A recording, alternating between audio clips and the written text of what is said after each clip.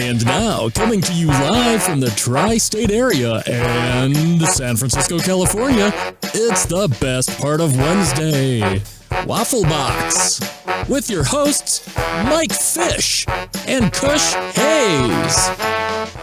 Welcome to Waffle Box, the podcast where we talk about anything, everything, and nothing all at the same time.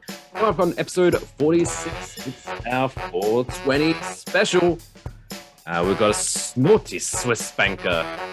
We're talking the secrets of Dumbledore and so much more. I'm Mike Fish, and I am joined as always by my man to my left. I believe Mr. I'm Kush on your right. Hayes. How you What's doing, buddy? good, y'all? Kush Hayes here, coming to you. New 420 episode. Normally these are on microdoses, but we're transferring it over here to the best part of Wednesday, Waffle Box. It's our Sleepy Joe episode. Happy 420, y'all. So I have taken a 25 milligram capsule of THC. I did that 45 minutes ago. I got my trusty lava lamp on here. I got a little rum just for what ails you anyways, and I'm ready to do this like Rufus. The closest thing I've got is Heineken. That's from Right. Amsterdam. It's close enough. There you go. Well, the judges will accept that. Yes. Also, I was a little bit distracted during the intro because apparently my dog was just like trying to break into the room. Jesus Christ. Oh, wild. Okay. She's excited. She's excited for episodes Oh. 46 or 20, baby. Yeah, how you been? What have you been up to in the last 7 calendar days on this crazy little rock that we call Earth?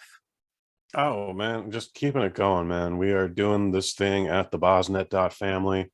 When we are not recording, we are editing. So we had Easter this weekend. We squeezed out a couple hours for family time, made a nice tri-tip, had some, mashed potatoes, some stuffing, nothing too extravagant, but a good time was had by all.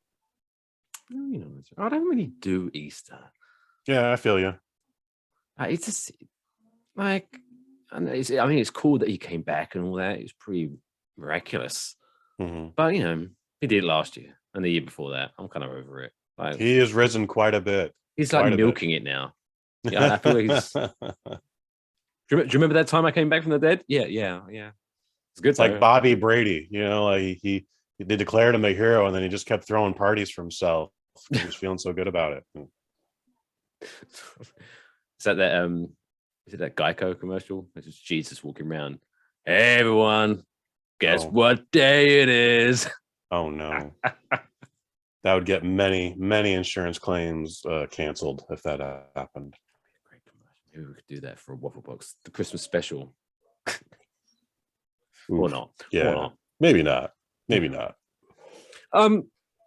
Before we start the main meat and potatoes, as I like to say, of the show, I'm going to start a little bit differently with a call to the Syrup Squad of this particular, because we love animals here at Waffle Box, especially me.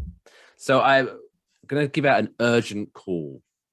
I know this might sound a bit crazy, a little bit specific, but if there's any snake lovers out there may be some snakes that need adopting and need a good home, because a man in Maryland who owned a lot of snakes, like he owned 124 snakes.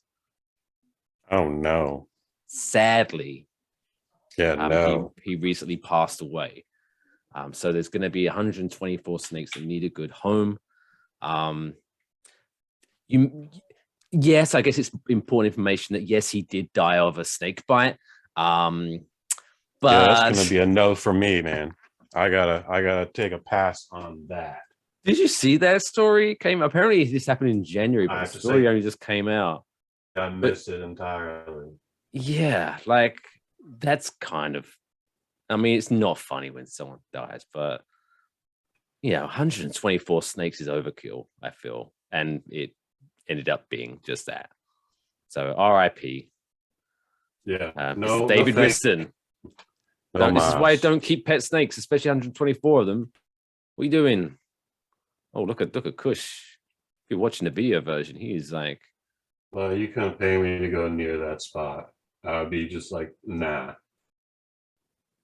This is a good look for you, Kush. I like it in the headphones. Just waiting for confirmation that you can hear me.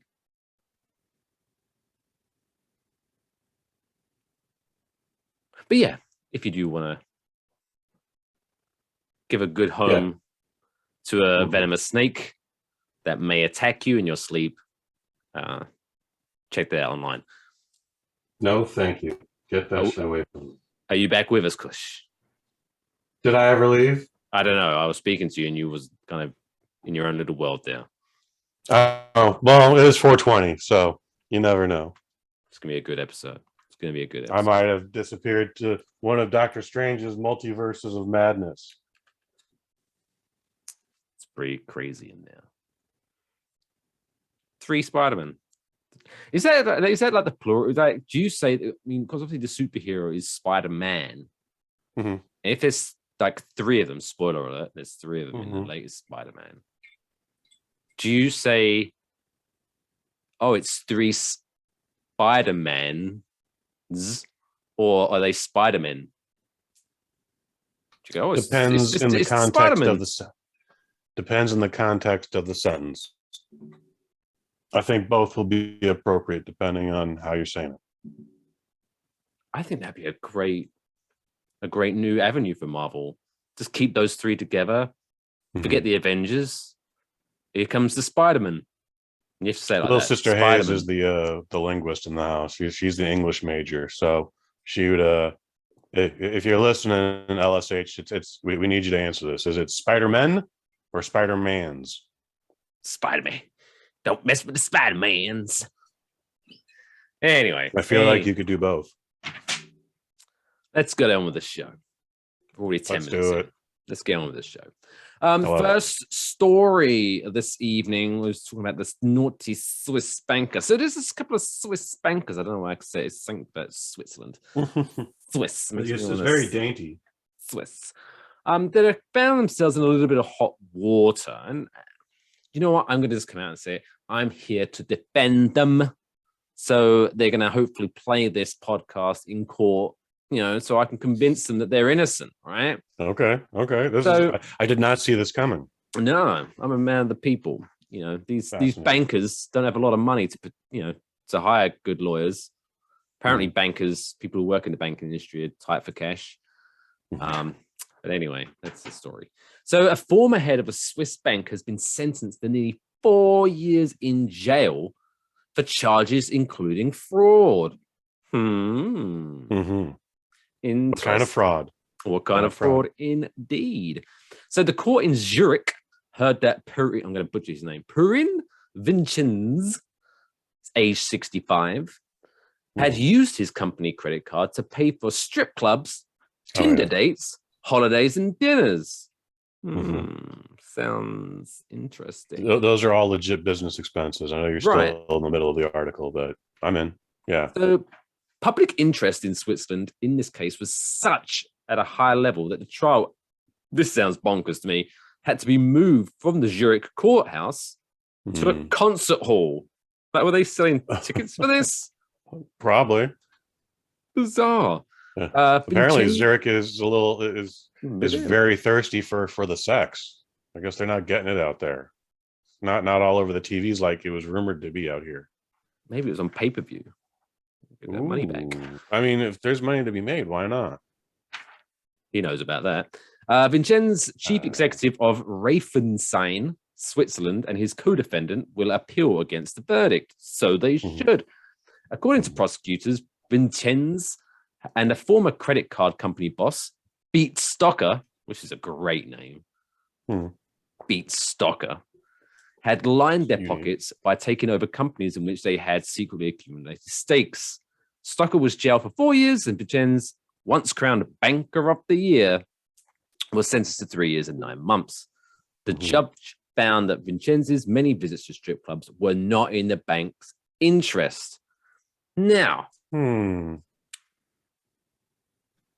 maybe, what if he's, sitting there getting a lap dance from a young lady who's, trying to put herself through medical school, as you do. And he's just discussing her options. Happens. I've met those. You know, like while she's like, I think that's what happened. He rubbing her groin on. was having a meeting. She had to continue working. You know, it's rude not to tip if you're there. It's really very, very rude. Just a tip. You know, and then you write it off as an expense. It's entertainment, but again, business was discussed. Like, this is how you should diversify your portfolio. Yeah. You need to buy real estate and sell high, and et cetera, et cetera. Yeah, make sure you're putting at least 6% down for your mortgage, young lady. Yeah. Well, he's doing the Lord's work. He's helping these young ladies. You know, make sure they get into the property ladder, maybe put some money away for the future. Who, like, if anything, you're making the strippers look bad because because he's giving, you know, what if he went to a church and spoke to a priest? Is that bad? No, he just happened to go to their place of work, which just happened to be a strip club. You know what I mean? Unfortunately, they don't give you receipts at church, so that's not deductible. You need the receipt. Which they do give receipts at strip clubs. I may or may not have used a credit card at strip club. Oh, bad idea. Back in the day. Oh, I was a little lad. Idea. I was a lad. Did they take your thumbprint? No. Interesting. Is that something that they do? That's something I've seen done. I went, yeah, this is all sorts of a bad idea. Maybe I need to ask my friend Pixie on her little podcast. You'll know about that. Fascinating. Anyway, so bills totaling nearly 200,000 Swiss francs or $214,000 for strip club visits were put on company expenses as largely business related. Again, nothing wrong with that. A meal costing 700 francs, which is roughly around about $720, with a woman he met on Tinder, was reportedly described as a job interview. Again, it's a highly unorthodox way of recruiting, but not impossible. Well, it doesn't state what kind of job he's interviewing her for, does it? Oh, snap. Getting saucy on the waffle box. Because, you know, aren't really dates all job interviews of a kind? You've thought about this a lot. I have. I've had 7 days to think about this. You know, I mean, not even being too sordid with, you know, job, if you know what I mean. Nudge, nudge, wink, wink, say no more. But, you know, are you going to invite this person back for a second date / interview? I don't know. It's, you know. Depends how the first one goes. They usually don't get to number 2, though. I mean, you're hard to please there, Kush. Got high standards. I just know what I like, what I don't. That's the kind of guy you are. You got standards. You don't lower those for anyone. Except for... Gotta be true to yourself. I feel that, fam. Anyway, so I don't know where that was going.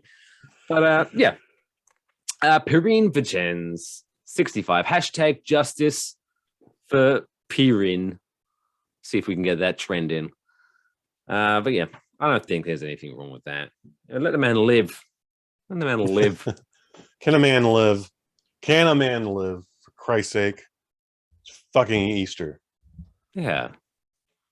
God came back. No, he didn't. Jesus, his son. The prodigal son, as they say. Stop, you're both right. Wait, is Jesus God? And God is Jesus. It's this. Who's Joseph? Some dude. Carpenter. Fair enough. Yeah. Anyway. Paddle out of this one. We're just covering so many hot topics. Strip clubs, 420, religion. Let's talk about politics next. That should be fun. Paddle out of this one. Anyway. Yeah, so justice for him. We'll see how that hashtag going. But now it's time for this week's Dumb World Record of the Week. Why? Why? Why would I? Why? Why? Why? That's why. Why? Why?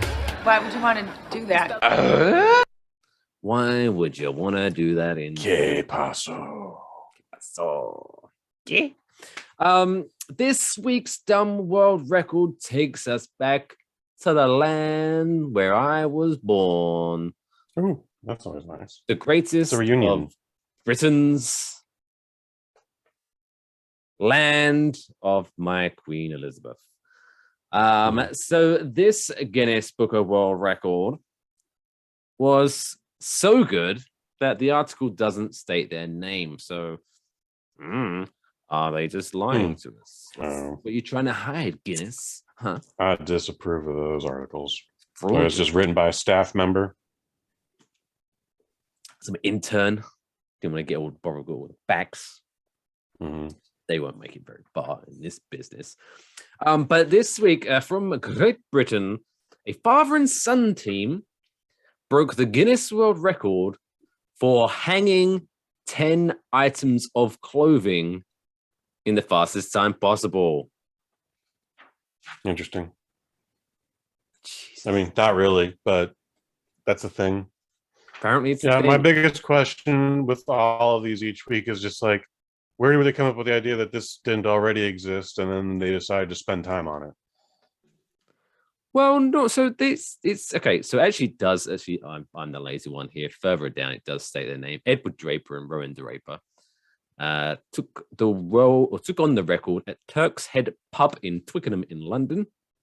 Mm-hmm. But it does specifically say, the language in this article does specifically say that they broke the record, which leads me to believe. So they did this. They hung up 10 items of clothing in 56.87 seconds. So it leads me to believe that there's another team, maybe another father and son team, who previously did it in maybe 58 seconds, and now they're on the back. Well, I thought that was such a good time. Someone's pissed off about this.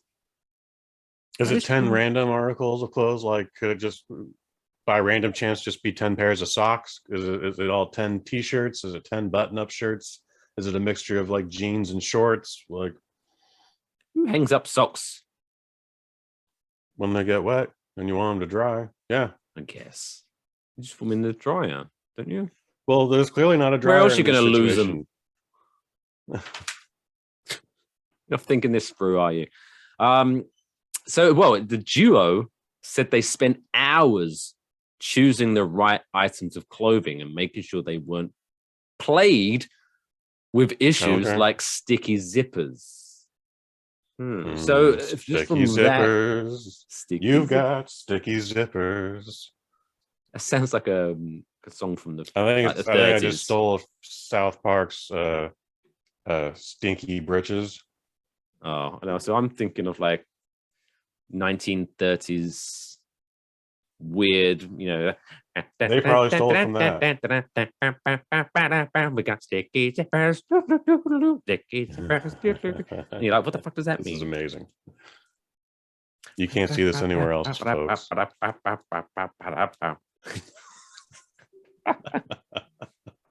Sticky zippers. So I guess maybe there were shirts with zippers. Yes. Mm-hmm. The zippers get sticky, apparently. Did I get sticky or did I just get rusty?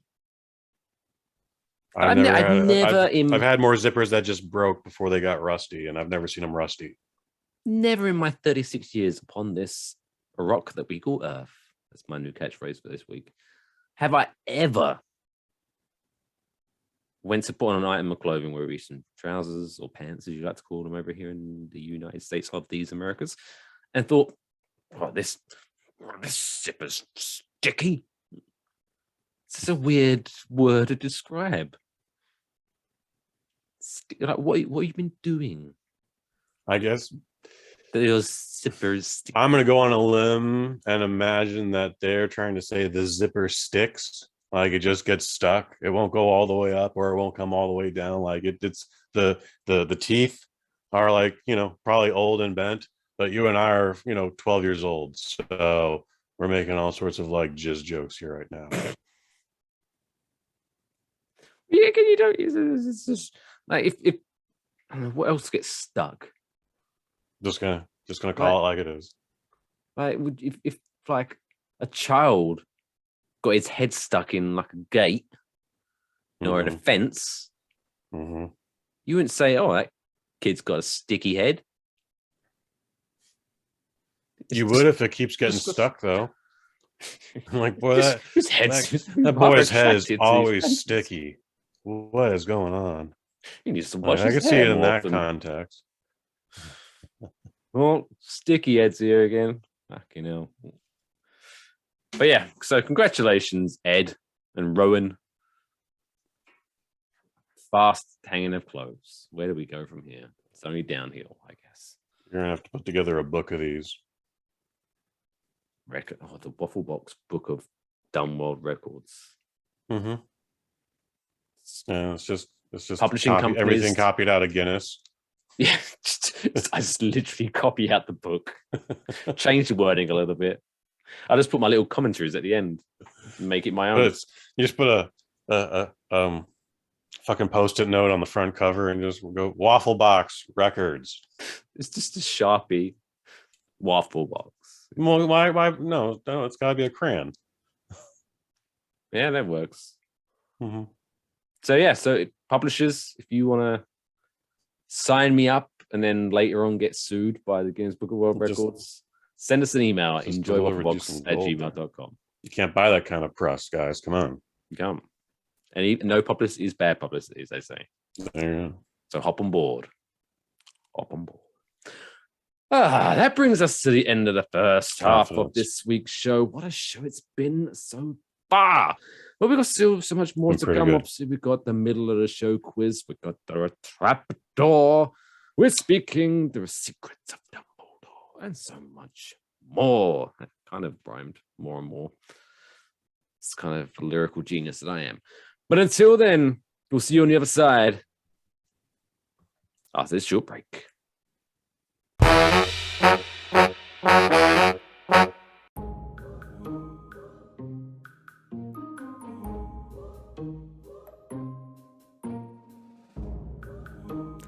Hey, you. Yes, you. Was you thinking of having that beer? But my friend, it's only 10 a.m. Won't everyone judge you for drinking this early? Well, don't worry, we've got just the thing to help you. Your very own Waffle Box mug. And now, everyone will just think you're drinking coffee, so you can enjoy your morning beer judgment-free. Go to wafflemerch.com to get yours today.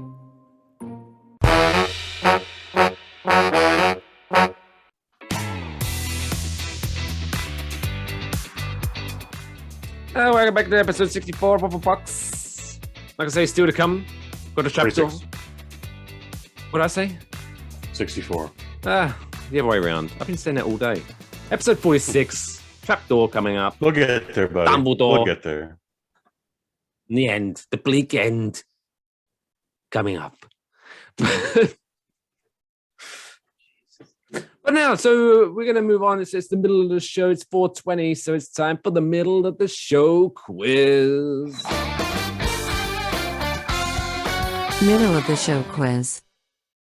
So this week, I'm going to test the man they named Kush on his memory, his learnedness of marijuana strains for 420.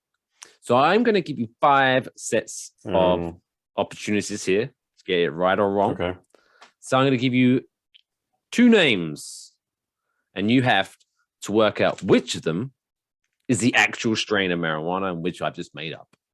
Oh, I like that. In a game that I call Skunk or Junk. Skunk. Oh, nice. Thanks. Yeah. That's a shame that doesn't have a jingle. It's nice. I should come up with my own one after my sticky zippers. Skunk or Junk. Skunk or Junk. There we go.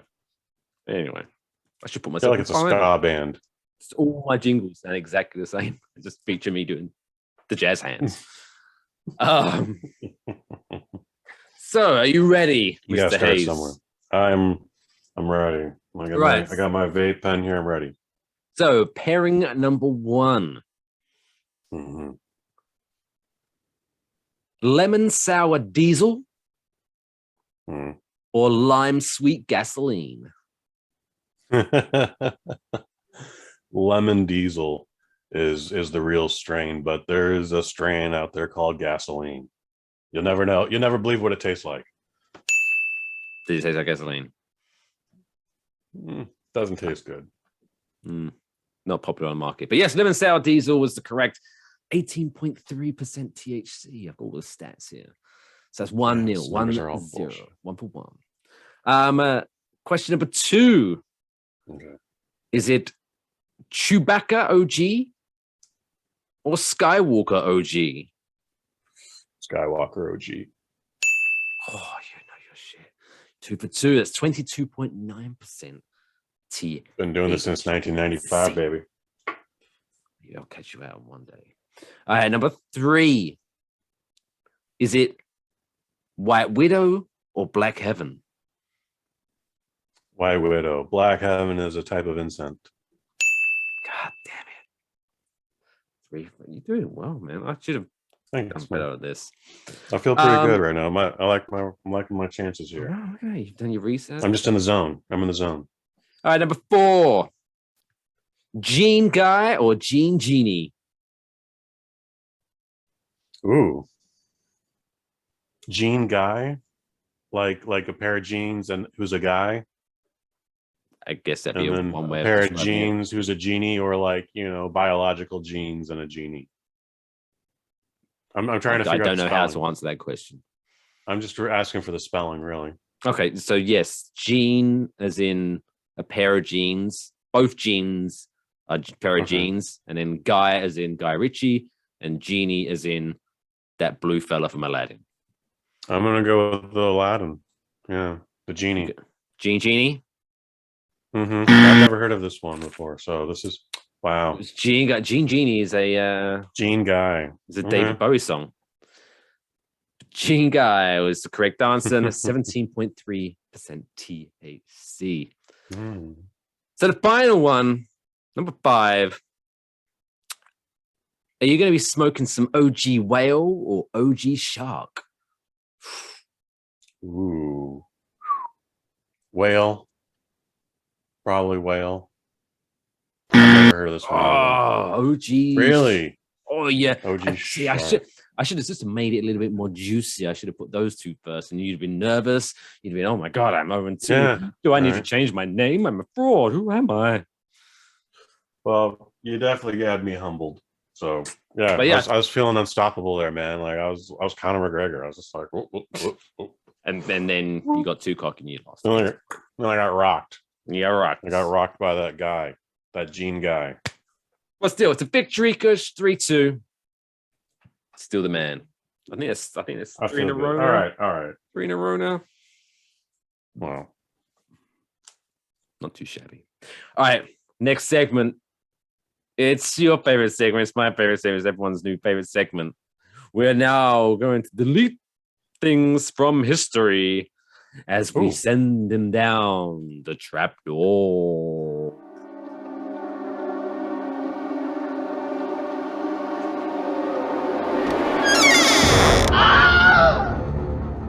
So this week, we've got a couple of rounds. First round, we're talking Davids. Everyone knows a David. So there's too many Davids in this world, I found. So we're going to every David I know has a nickname Dirty. None of them are named Diamond. It's kind of disappointing. I know like 3 of them. All 100% across the board Dirty. I actually had a friend called Dave, and we what did we end up calling him? He was he was like Dirty. Well, I guess Dirty Dave was one. I'm like Sensible Dave because as he got a little bit older, Sensible Dave. Oh. Disco Dave. No alliteration there. Disco Dave was at least allude to the fact that this guy might know how to party. This guy might know where the babes are at. That's for sure. Okay, yeah, Disco Dave. Yeah, that's a cool name. But then in the end, we just called him Adjective Dave. Which was quite fun. All right, so we're going to get rid of one Dave. So I'm going to give you 4 Daves, and together we have to delete one from history. So the 4 Davids on the block, we've got David Hasselhoff, David Letterman, David Spade, David Schwimmer. Gotta drop the Spade.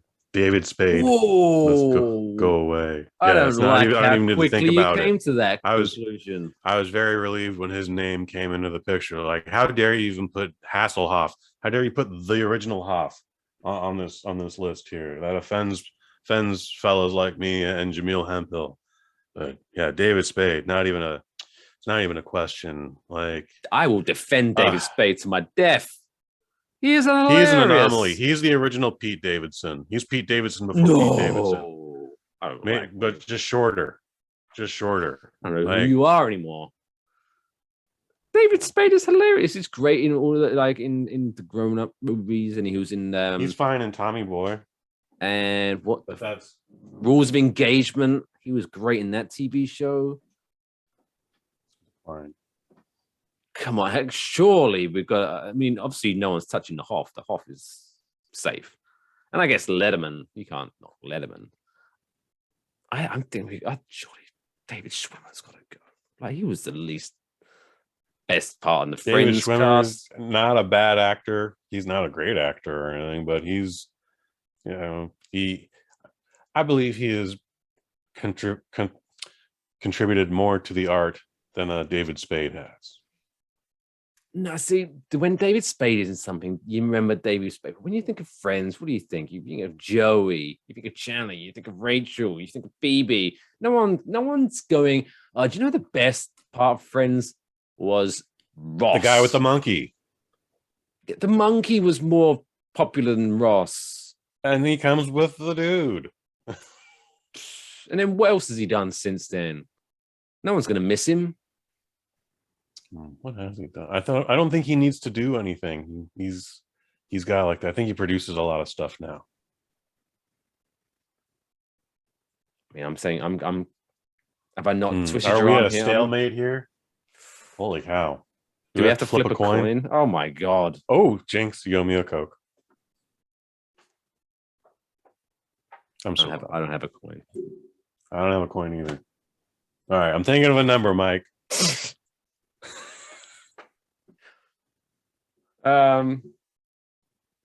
Well, it's going to be 50-50, so surely I'm going to have to pick if it's odd or even.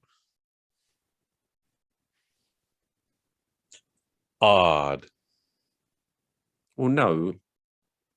That doesn't make it, well, I guess it does technically make it 50-50. So the number I have to pick from is either 1, 3, 5, 7, 9, 11, 13, 15, 17, 19, 21, 23. Stop me when you how big is this number possibly? This is just trying to screw me here. You're trying to get rid of my Spade Meister. No, this is a legit guess the number between 1 and 1026, which is technically an even number, but that's how I throw you off there, because it's definitely not going to be 1026.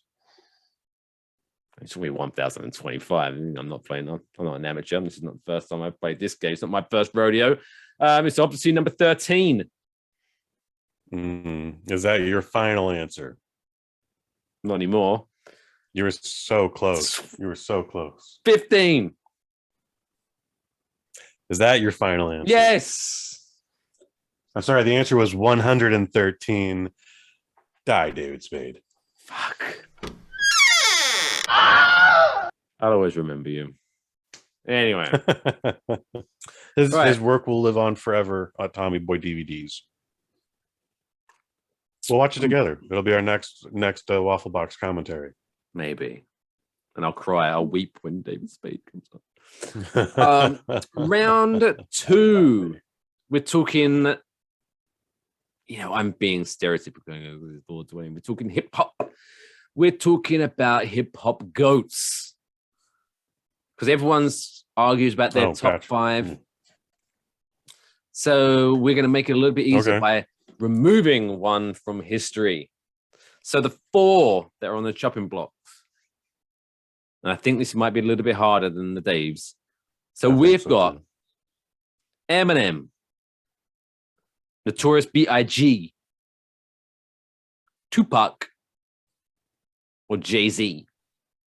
One of those has to go.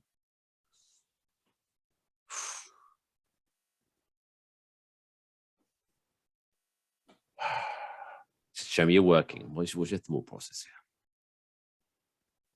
So can't get rid of Jay-Z. Like that guy's money is making money.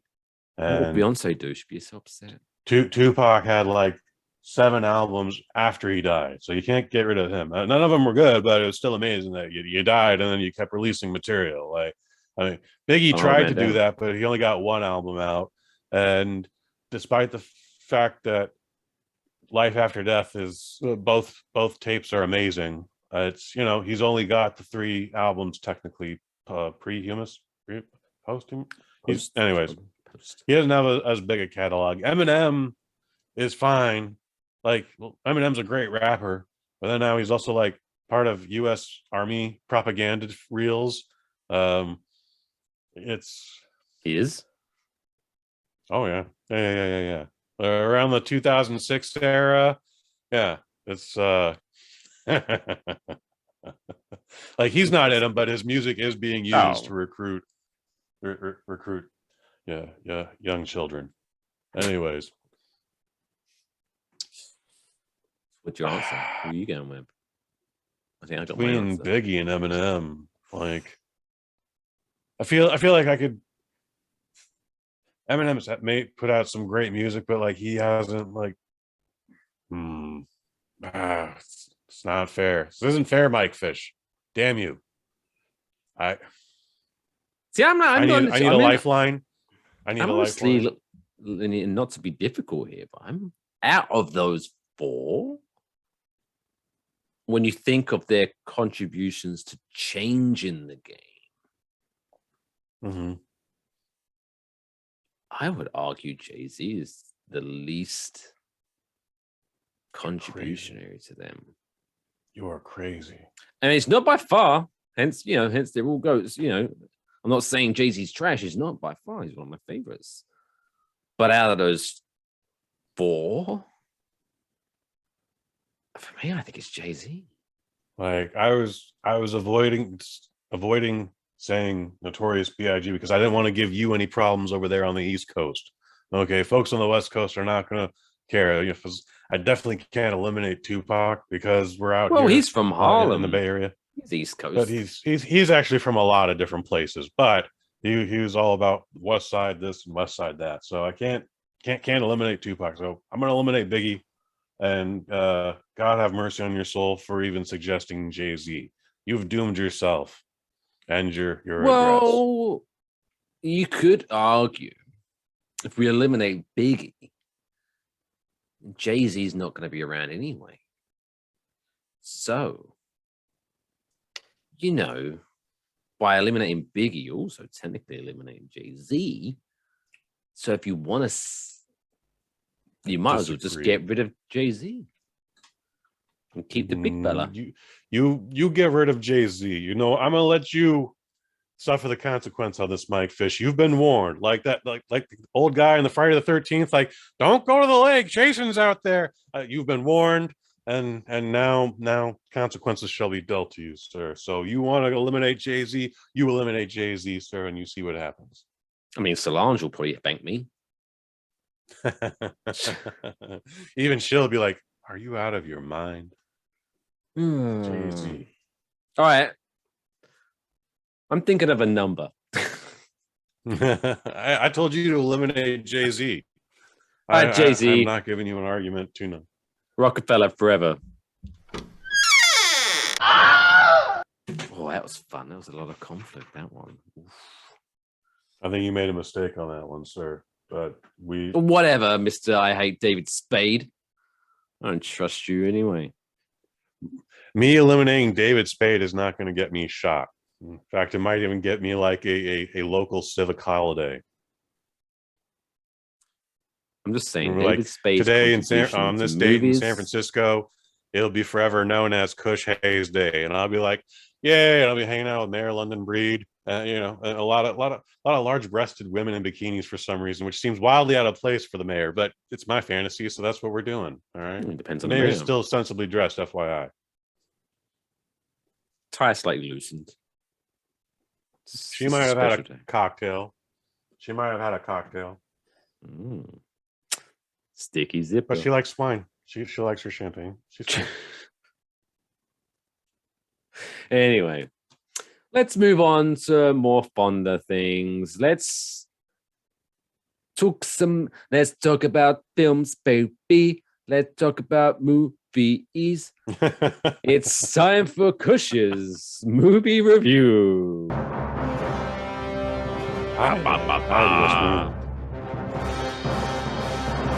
Kush's movie review. What do we got this week, Mr. Hayes? Fantastic Beasts 3: The Secrets of Dumbledore. We alluded to last week on the Waffle Box that the secret is he's gay. Well, that's not the only secret. I don't know how deep we want to go into spoilers. I know fans of this franchise are outed him. Well, most folks knew that though.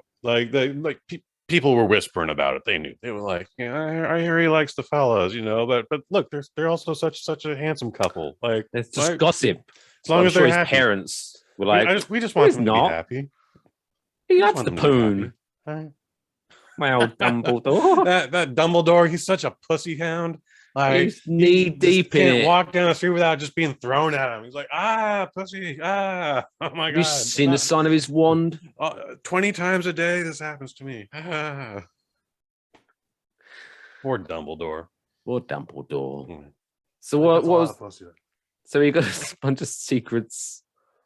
He's definitely got a secret in the family. It kind of doesn't seem like much at all, even, but this thing is trying to write its own ticket, so whatever. Quite honestly, the only reason why I tune into these things is for the Jacob and Queenie dynamic. Their arc is I like it a lot. Otherwise, these movies are kind of dull.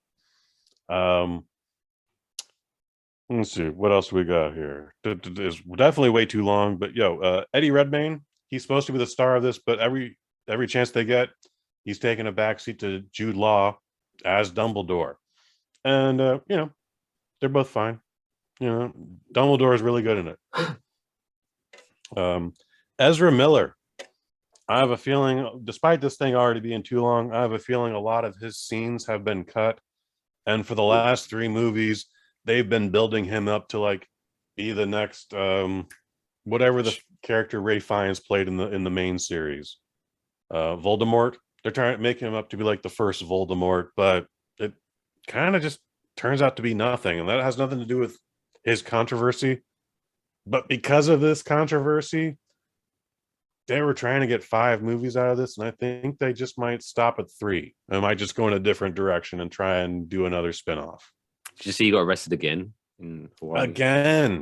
Today, as we were recording this, or maybe it was last night as we were recording this, but yeah.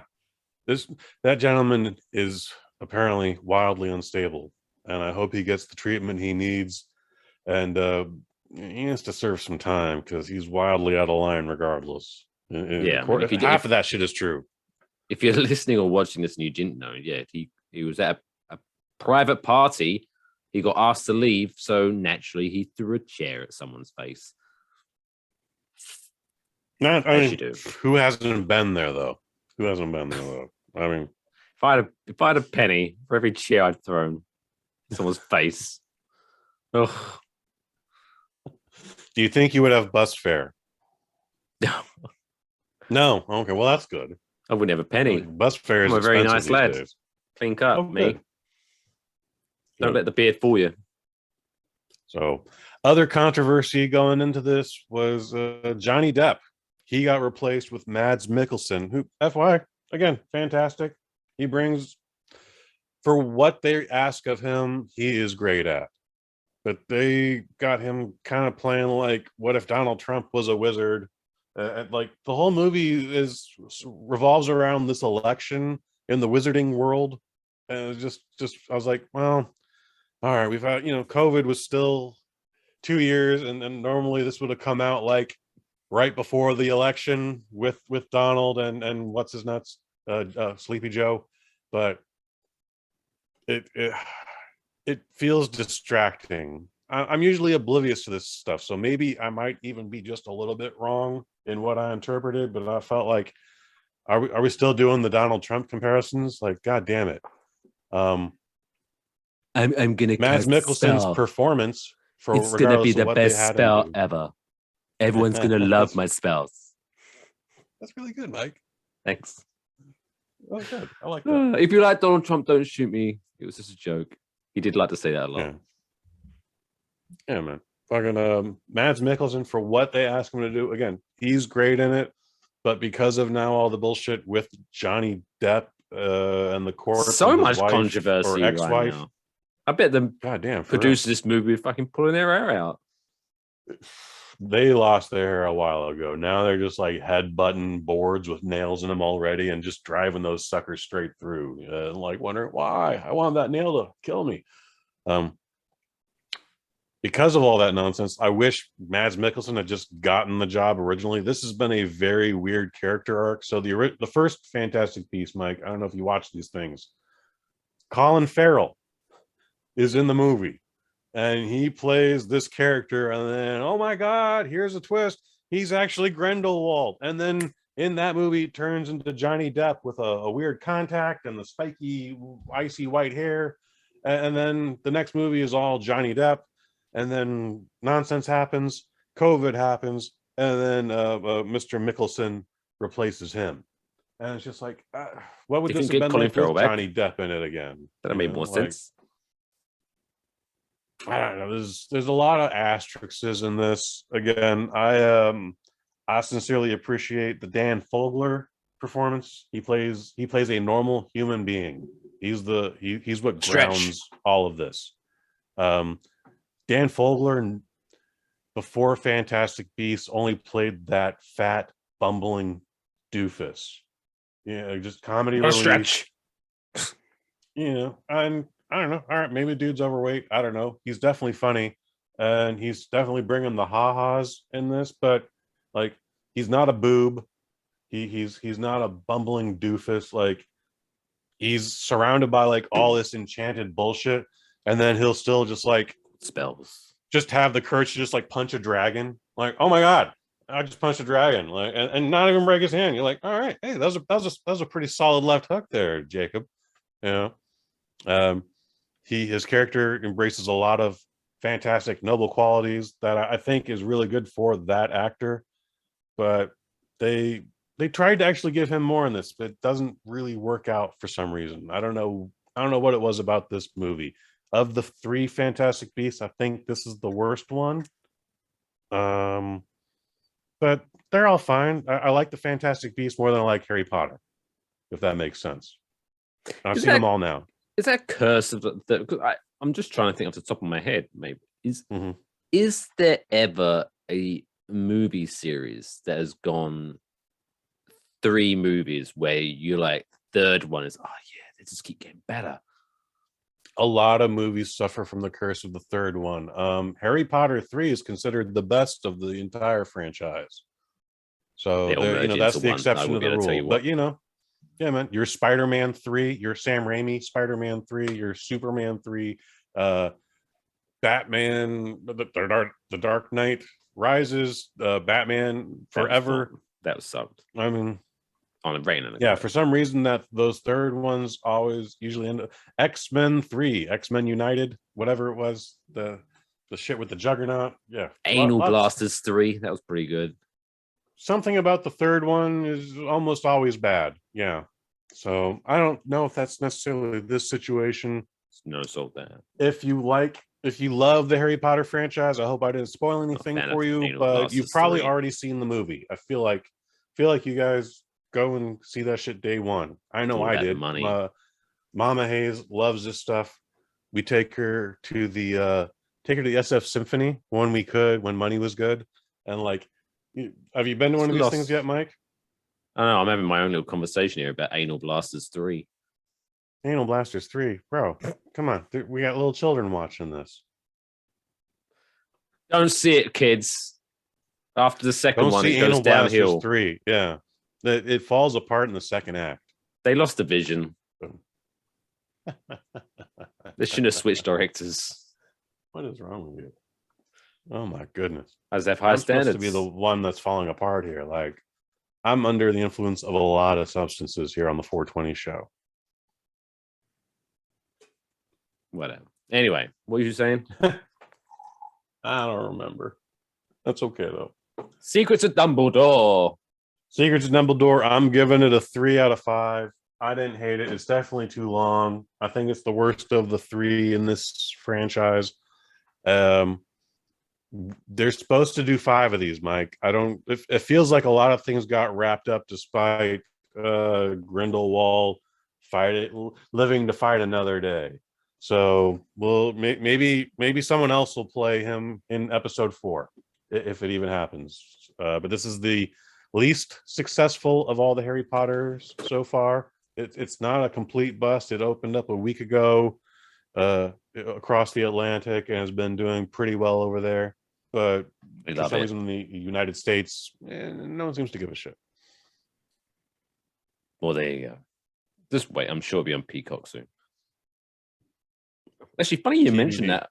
When I was watching the old Soccery-Doo on Sunday, when my mighty West Ham United played after the game, after I watched it on Peacock, I guess it just, once that finishes, it just finds something else on Peacock for you to watch. Oh, I hate that shit. Just let it hang, guy. And it was Fantastic Beasts Part 1.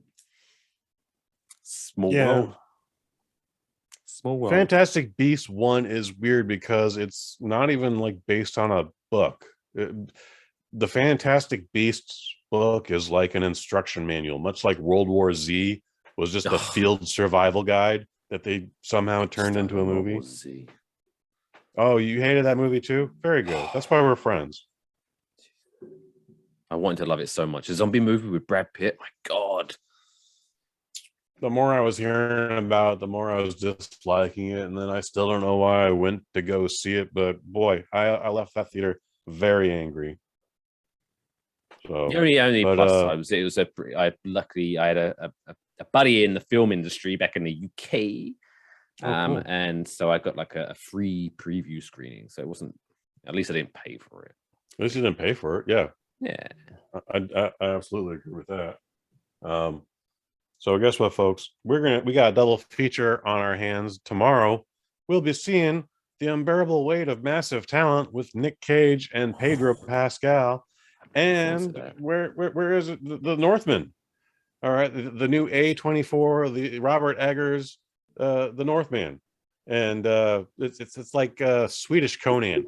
Looks pretty fucking intense, dude. So we will be talking about one of those. If you have a preference, hit us up at WaffleboxPod on Twitter. Do you want us to talk about Nicolas Cage starring as Nicolas Cage or Swedish Conan? Swedish Conan showing all the dick root. More dick root than Morbius. Hello, I'm Conan. I've come to save the day. I have luscious blonde hair, and I am always good looking. And I have massive dick root. Massive dick root. I have a massive dick root is mighty. Swedish penis. Swedish I will dick root. beat you over the head. It looks like he will do that too. It's Skarsgård, the dude from True Blood. Oh, yeah. Sexy bastard. Nicole Kidman, Ethan Hawke. Like, of course, Nicole Kidman's in it. She's in everything recently. She should be. She's wonderful. God bless Nicole Kidman. And she could pass for Swedish. You can ask for a lot, apparently. She's good looking. She's blondish. It's the two. I think she's a strawberry blonde, but be Swedish. You have to be blonde and good looking, then you're allowed in. She makes it work. She makes it work. So yeah, you decide next week's movie review. Go to Wafflebox Pod on Twitter, and we'll put up a poll or some shit. That'd be great. Yeah. Come on, guys, get interactive with it. Get involved. Before we do wrap up this week's show, we obviously have to end it on a high note because it's been pretty trashy so far. We've been dragging it through the gutter. Oh my god! Wow, yeah, this has been a very adult waffle box tonight. Right, it's 420. I don't think it has anything to do with 420, but that contributed to it somehow. We can't start the show by saying it's 420 and then be like, hey, let's do a show for the kiddies. But anyway, I agree. Let's cheer people up by talking about this week's feel-good story of the week.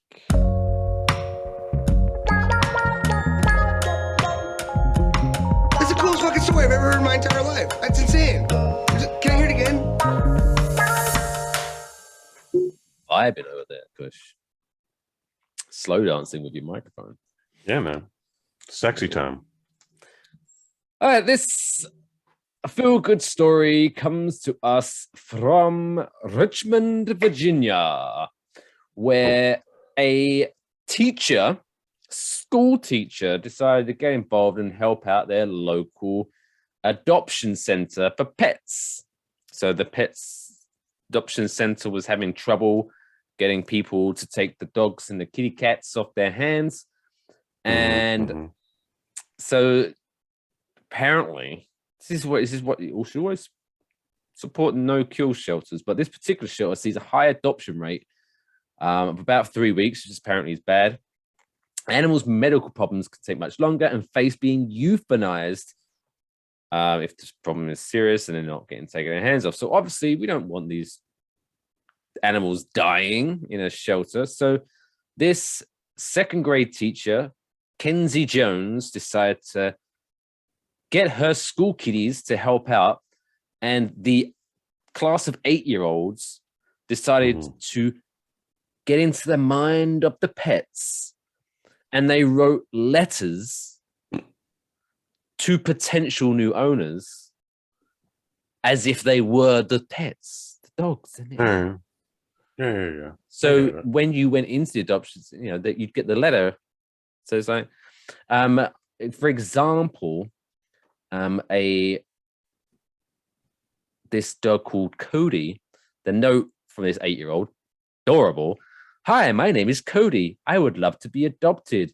I would like a loving, caring family with a big fenced-in yard. Please be my owner.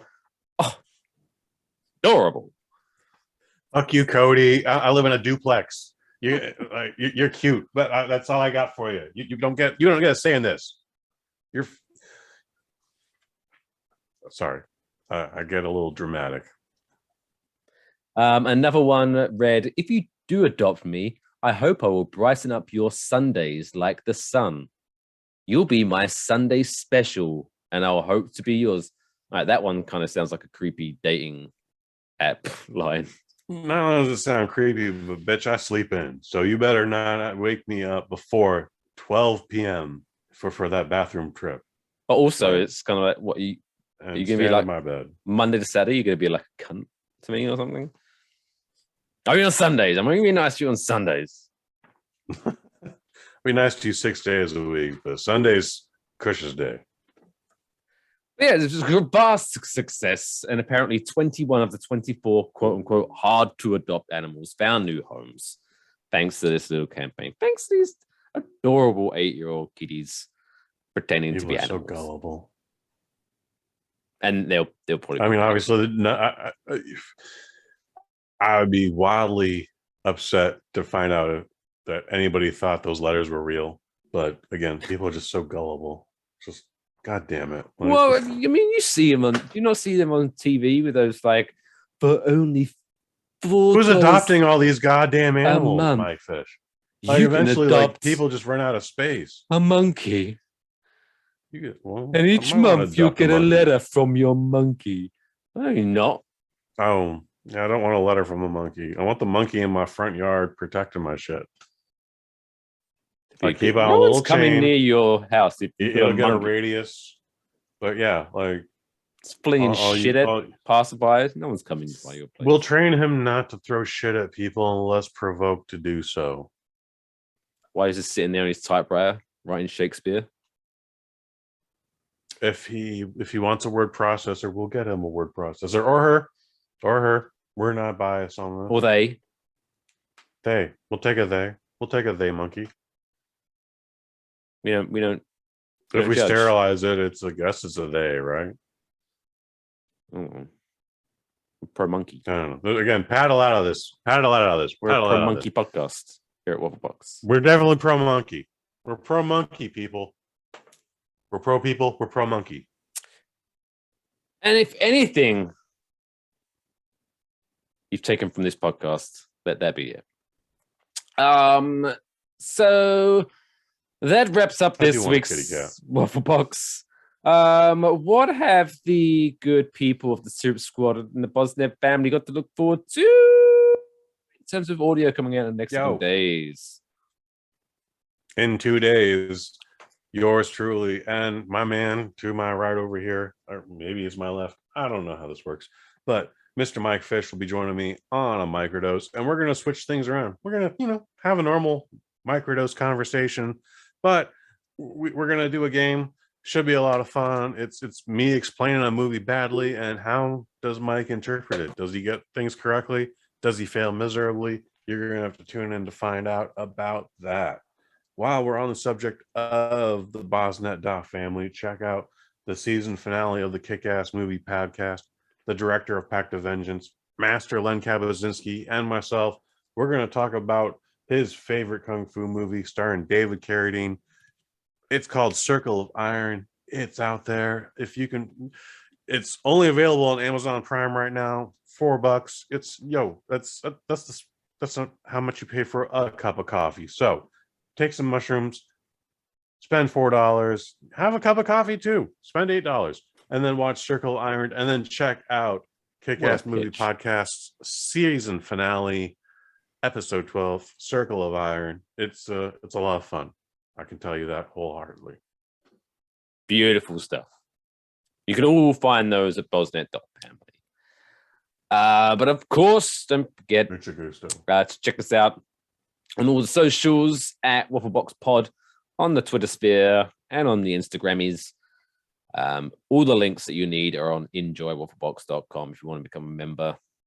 We are officially launching the Syrup Squad on May 1st. So if you want to get in early, make sure you go to extrawaffle.com to check that out. Bonus episodes. Good shite. But yeah, I'm Mr. Mike Fish. He is Kush_Hayes. But until next week, take care of yourselves and each other. That's all, folks.